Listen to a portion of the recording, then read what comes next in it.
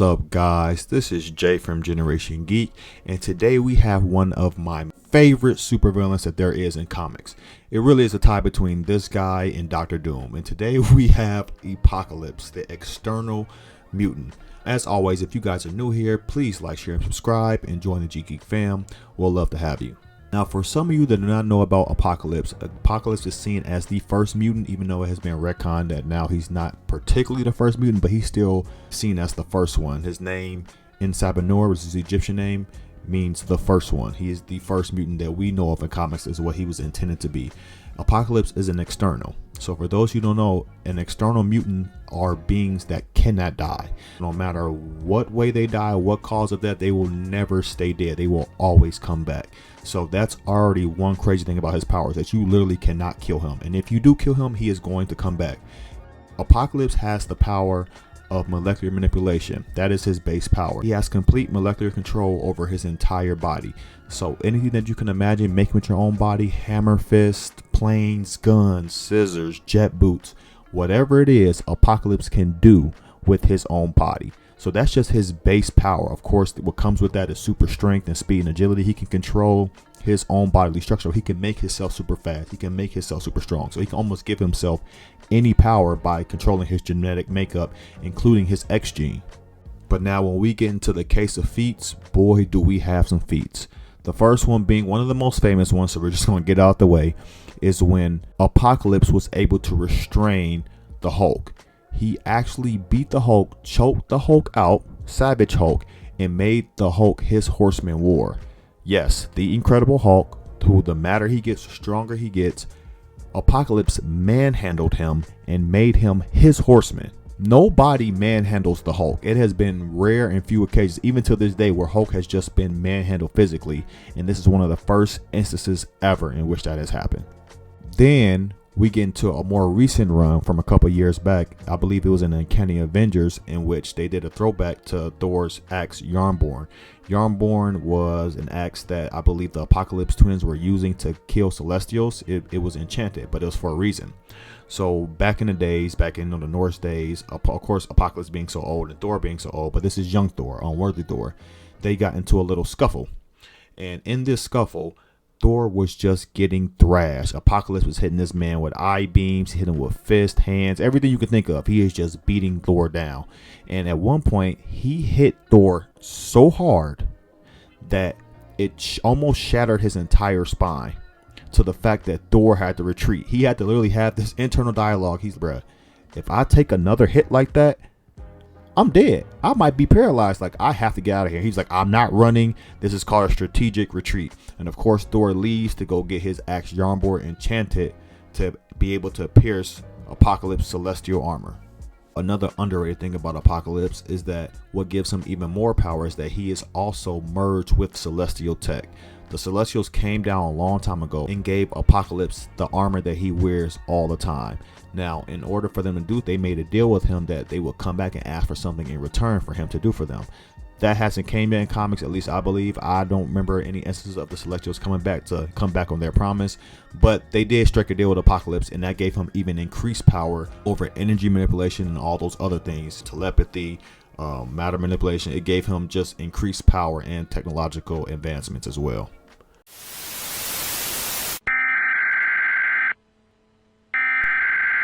We interrupt our program to bring you this important message. Hey, it's Doc Solo here. Thank you guys so much for watching this video and clicking on our channel.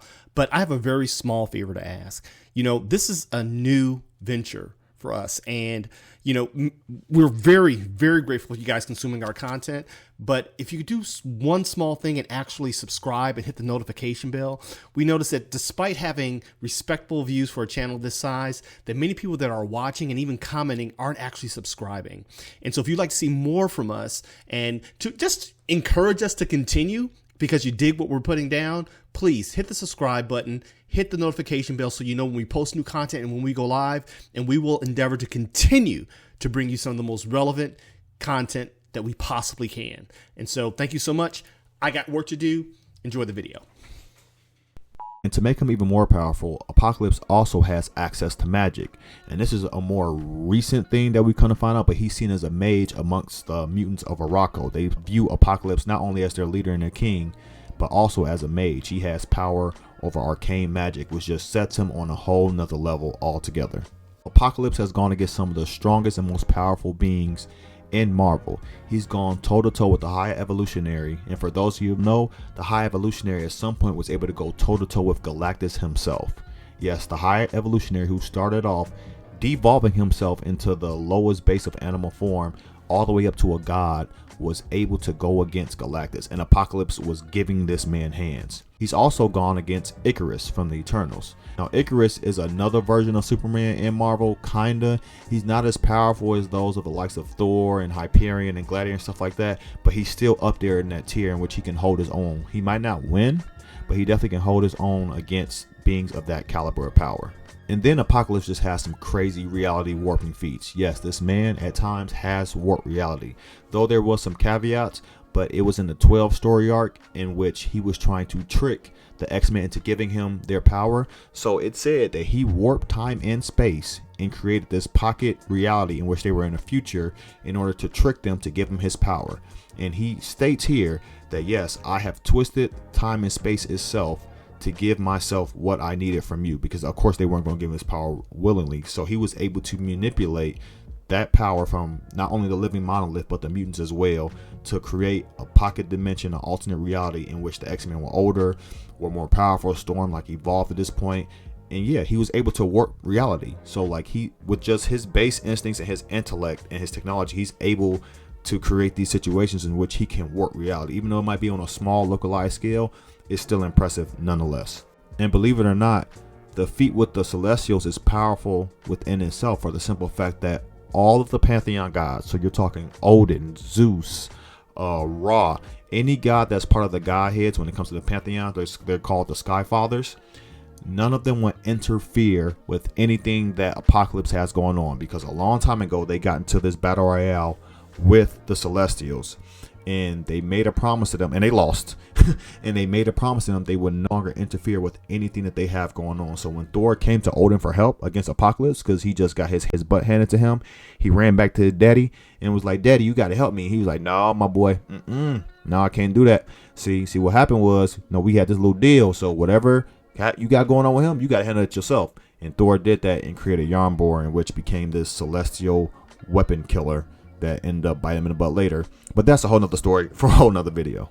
And that is our list. Did you guys know that Apocalypse was this powerful? If you did, leave it in the comments below. And if you have any ideas for anybody you would like to see me do a how powerful video on, also leave that in the comments below. As always, you guys, I have been Jay from Generation Geek. Y'all be blessed and peace.